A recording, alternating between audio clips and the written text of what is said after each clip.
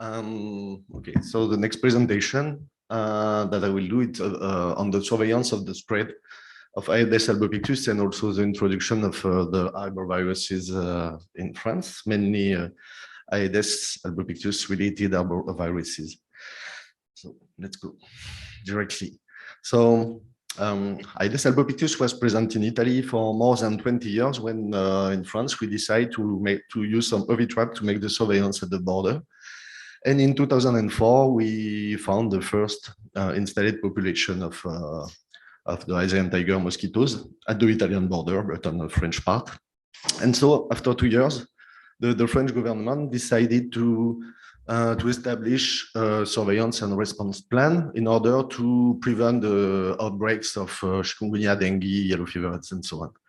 So we have this document with, which described very well who has to do what, considering the situation.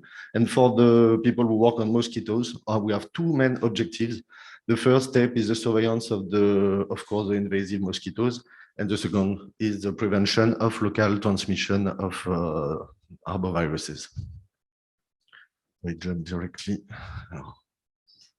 Like this. Okay. So we can say that we have 6 levels in the plan.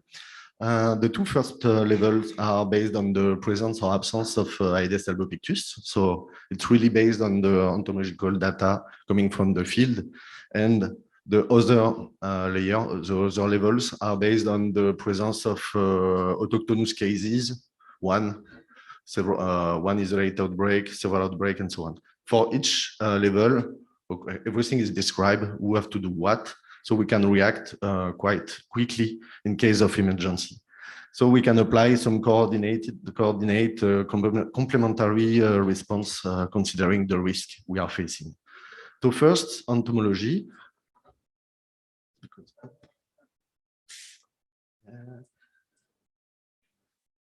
Can you? Yes, thank you. First, for the entomological part, for the surveillance of albopictus, we used at the beginning, basically, mainly an OV trap network. So everybody knows here what is an OV trap, I suppose. And we had, so it was in 2011, I suppose, it was the Sentinel network of OV traps in the country. So we had more than 2,000, 3,000, 4,000 OV traps collected monthly. And of course, we know that we could also have some introduction of exotic species on importer of tires, of disused tires. So we continued the surveillance of these sites. And we also implemented in 2012 a passive surveillance system based on a website. And now we also have some apps for that, based on citizen contribution. We didn't choose to collect all the information at the beginning. We had all the information, and we just didn't manage to identify everything, respond to everybody. And even after 10 years of the presence of Aedes albopictus in a town, people are sending us some specimen just to show us that the species was present. So we decided to create a website to remove all the unnecessary report. We just choose to use 2 questions: the size of the mosquito. Aedes albopictus is much more smaller than most of the mosquitoes we have in France, and the colors, because it is very dark, black and white with high contrast mosquito. It's a very nice one. And with these 2 questions, we managed to avoid 80 or 90% of the reports. And also, we have an automatic answer. When you make a report, you write your postcode, and depending on it, we update the database each 6 months. And depending on your postcode, you will have direct information if we already know that your city is already colonized. So it saves a lot of time and effort. And it was difficult to use at the beginning because you have to talk about it. But as you saw this morning, when you have a good communication campaign, you can involve a lot of people using it. And now we have several thousand of reports each year, and you see that we can cover almost all the country. So as I said, in 2004, Aedes albopictus was found in a garden in the city of Menton, so very close to the Italian border. And after that, as you probably already saw, Aedes albopictus didn't stop to colonize more and more areas. So we didn't manage to stop it, as you saw, but we tried. And so we move farther on the east and also go to the north. So all the Mediterranean coast is colonized. But this is the situation in 2015. If we want to see what's happened later, please. Yeah. In 2016, and that's the situation today for the we can stay at the southern half of the country, and you have very precisely the point where the species is really present. So, okay, you know that it's an invasive species, but we just realized that in 17 years, we managed to invade almost half of the country. And if we have a look, zoom behind, you can see that the species is also present close to Paris, at the German border in the north. It's because of a tire importation here, and on the west coast also. So we are in a situation that we are living with the vector, but the diseases are not endemic in our country. But of course, even if these diseases are circulating more in intertropical areas, we are highly connected with these areas, and maybe especially in France, because you see the data in 2014 that we are one of the countries that where most of the most important number of the cases of dengue were imported. It's maybe because of the history of our country, because we have islands in the Caribbean and also on the east side of Africa. So we have a lot of exchanges, people living there, moving in holidays there. So a lot of exchange with these countries. So there is a risk, of course, of introduction. At the very beginning, we have to say that the experts didn't know if before the experience of 2007 in Italy, some people say these tropical diseases, they won't circulate in Europe. It's not possible, but it's possible because so now in places where the vector is already present, we can't remove it. It's impossible. So the strategy moved from the surveillance of the vector to the surveillance of the virus. So the virus, of course, are inside virus carriers. They are not in the air. So the surveillance is based on identification of travelers which could come back with symptoms of dengue, chikungunya, and so on. And in all the area where albopictus is present, they have to be reported by a general practitioner and sanitary offices. So the case definition for dengue, unfortunately, is very broad. So fevers, arthralgia, maybe it's COVID symptoms also. But if you have these symptoms and you came from intertropical area, your case will be reported. So we have some small changes the two last year. At the very beginning, we reported all suspect imported cases without positive PCR or seroneutralization, without confirmation that they have been infected by dengue, chikungunya, yellow fever, Zika. And now, since 2020, all the reported cases are positive, blood positive to these diseases. For autochthonous cases, or when we have an autochthonous cases, okay, we know that it's an autochthonous case because we have the blood sample analysis. And what also changed, it's the places where the people, the infected people went during their viremia. before 2020, all the places were investigated, and now they are selected. They are based on the time they spend and when they go outside and the time when they spend the night somewhere. We just choose this area and not the place where you just stay 10 minutes in your car waiting for something. I can try. So basically, that's how it works. The viremia was defined by the health authorities. So we know that during this period of time, the virus is present in the blood. And so basically, it's 7 days after the first symptoms. And so we check the places where the people went home, they go to work generally, they visit some friends. And at these places, we make some field entomological investigation. And if it's positive, we just know that there is a risk of transmission. We don't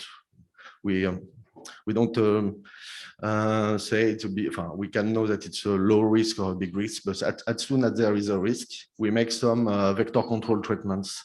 And quite quickly, within 2 days, we managed to make the treatment to prevent the local circulation of this arbovirus among the local population of Aedes albopictus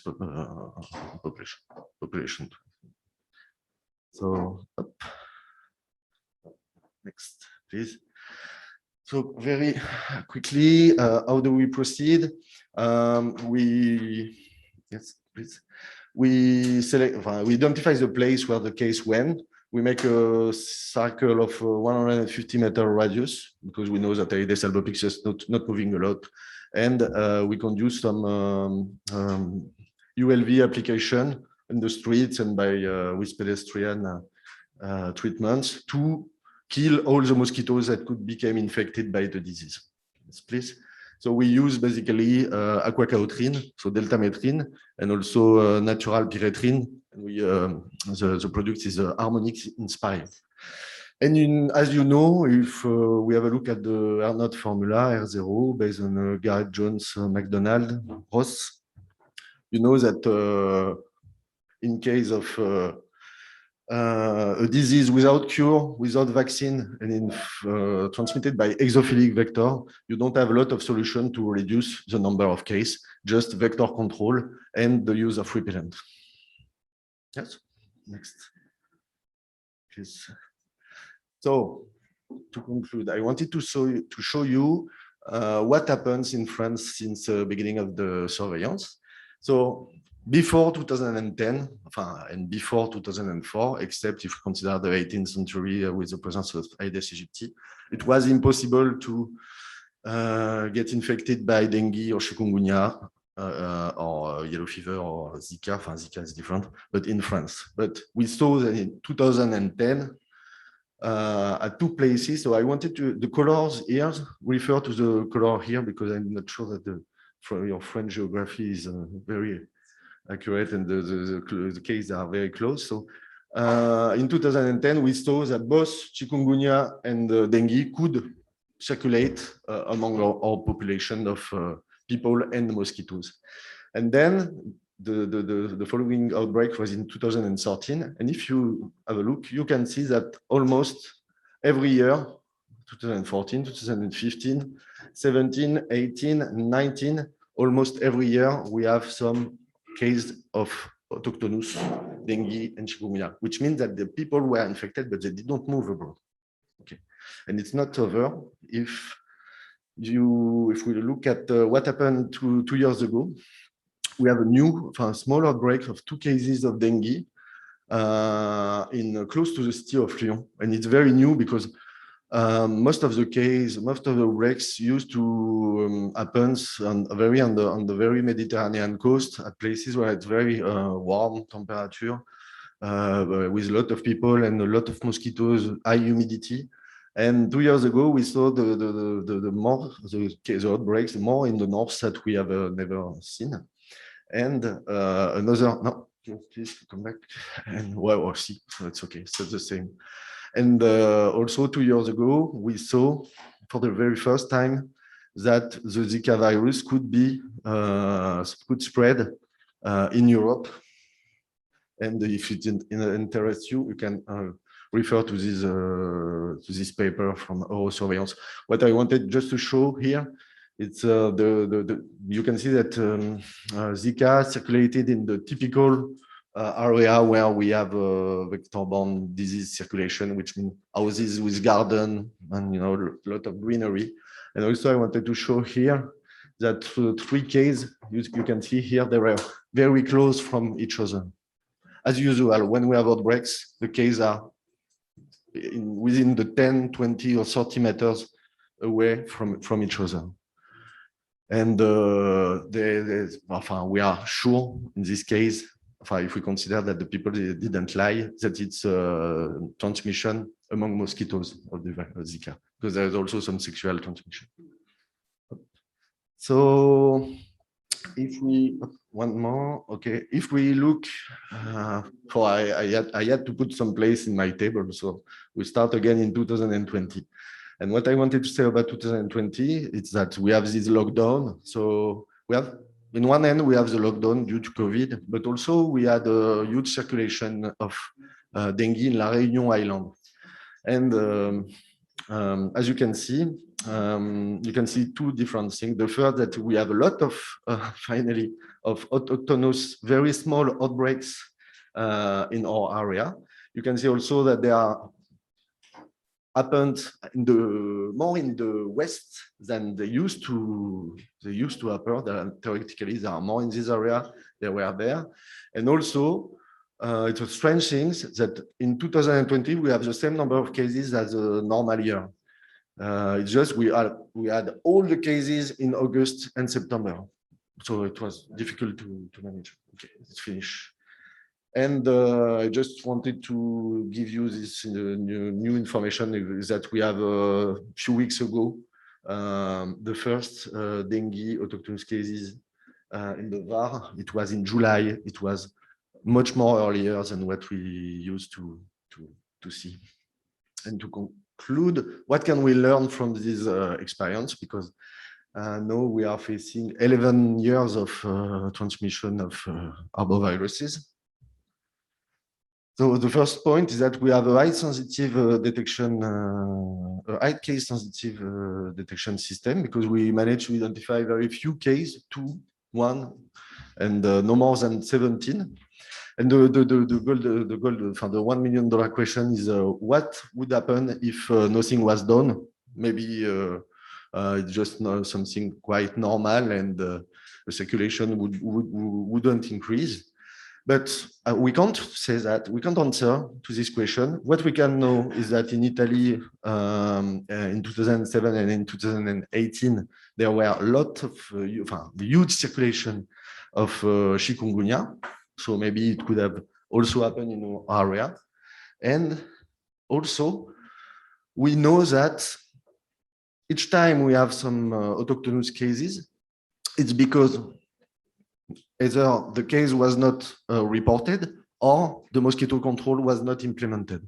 And we also know that when we have an outbreak, when we start to spray insecticide, we don't have new treatments, which means that we have relative good effectiveness of our surveillance and response system.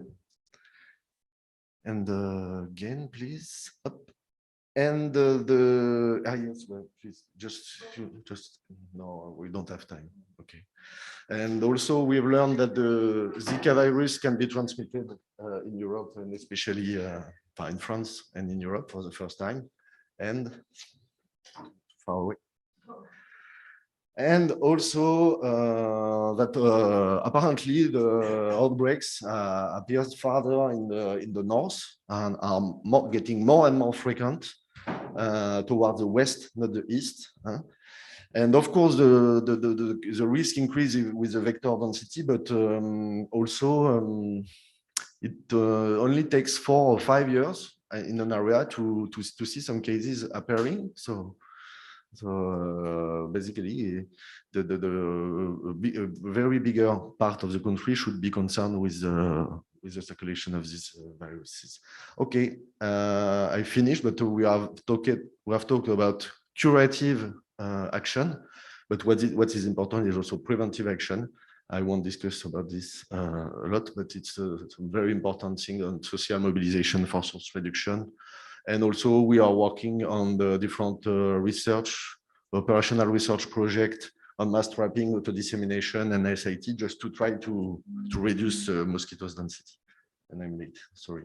Thank you for your attention.